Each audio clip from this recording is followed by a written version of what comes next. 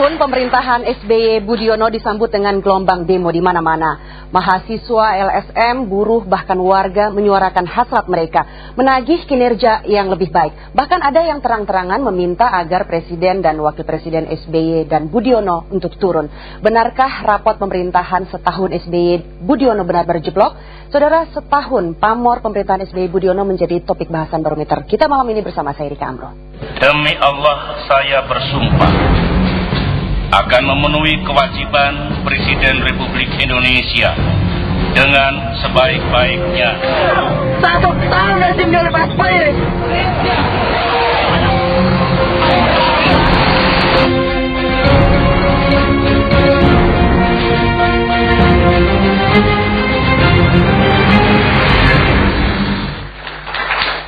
Sejumlah lembaga survei mencatat atau mensurvei tingkat kepuasan publik atas kinerja Presiden dan Wakil Presiden.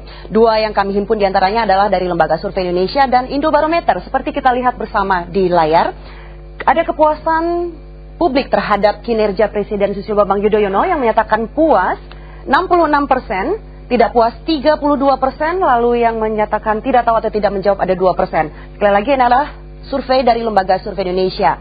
Masih terhadap Presiden SBY, yaitu dari Lembaga Survei Indobarometer.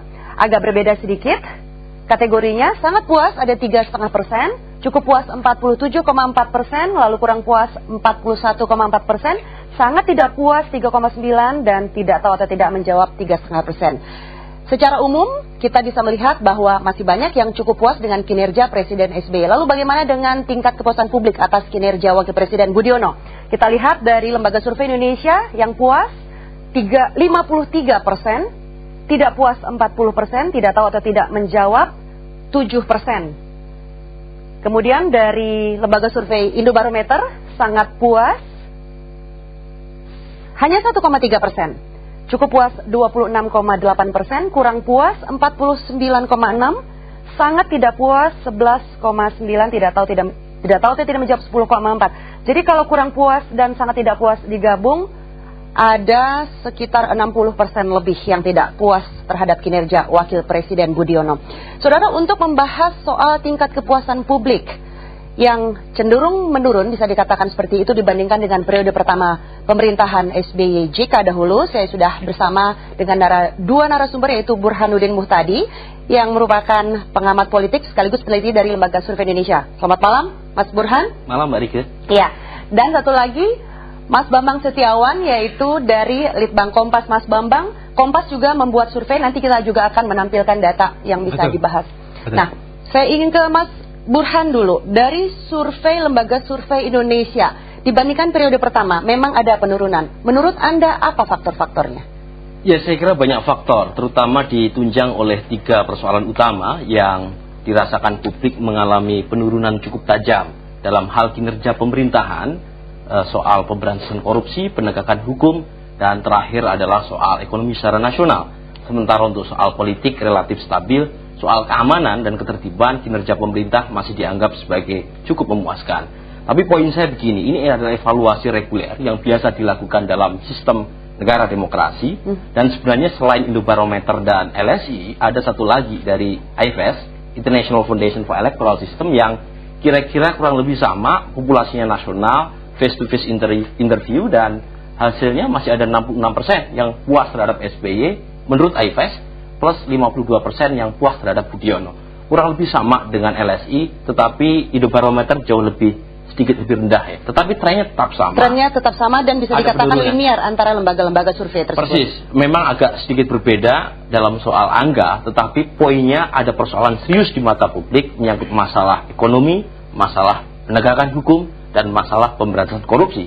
Tapi dari semua hal itu, publik dari kelompok kelas menengah itu jauh lebih kritis kemampuan evaluasinya. Karena mereka dilihat dari sisi pendidikan, pendapatan lebih baik, dan rata-rata tinggal di kota, akses terhadap media baik, dan semakin cenderung meningkat tingkat pendidikan dan pendapatan, semakin negatif penilaiannya terhadap Presiden SBY maupun terhadap kinerja pemerintahannya. Ya, Mas Mama mau menambahkan sebelum kita nanti melihat juga data atau analisis yang sudah dilakukan oleh Kompas. Ya, saya pikir survei kami mungkin agak sedikit berbeda, tapi pada hasilnya kurang lebih mirip. kami melakukan kurang lebih mirip, apakah menunjukkan bahwa tingkat kepuasan publik terhadap kinerja Presiden Wapres menurun? Kepuasan publik terhadap Presiden SBY dan kinerja kabinetnya itu terjadi penurunan yang sangat drastis dalam 3 bulan terakhir ini. Kinerja yang menurun? Ya betul, kinerja ya menurun. Kemudian kalau dengan SBY juga sendiri? Kalau kita lihat di sini citra terhadap Presiden SBY sendiri itu terjadi penurunan yang cukup tajam. Kalau kita lihat dari mulai sebelum pemilu misalnya sampai dengan sekarang itu penurunannya terbilang tajam, ya. Ya, ini kita bisa lihat. Jadi kalau kita lihat data dari ini Kompas, keyakinan terhadap kemampuan SBY menangani beberapa bidang itu terjadi penurunan yang sangat drastis kalau kita lihat dari menjelang pemilu 2009 sampai dengan beberapa hari yang lalu kita melakukan survei. Oke, jadi kinerjanya yang menurun, Mas Bambang? Ada 2 hal di sini yang kita perhatikan. Pertama adalah kinerja per bidang, baik itu ekonomi, politik, hukum maupun kesehatan sosial, maupun dari sisi citra dari presiden itu sendiri.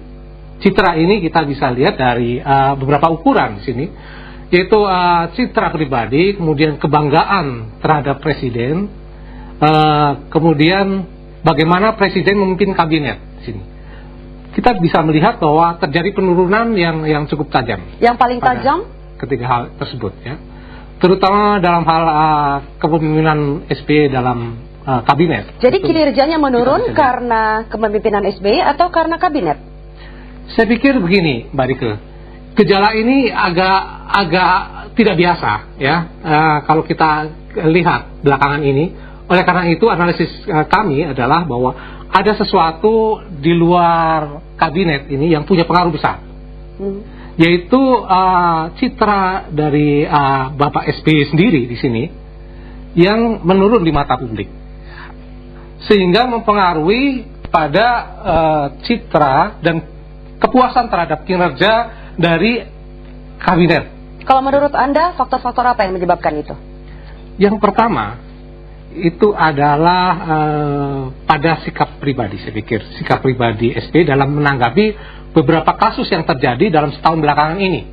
Itu yang membuat tingkat kepuasan publik menurun? Iya. Contohnya apa yang menurut Anda? Contohnya dalam bidang hukum, ekonomi, sebetulnya semua bidang, hukum, ekonomi, politik, dan kesehatan sosial itu terjadi semua penurunan.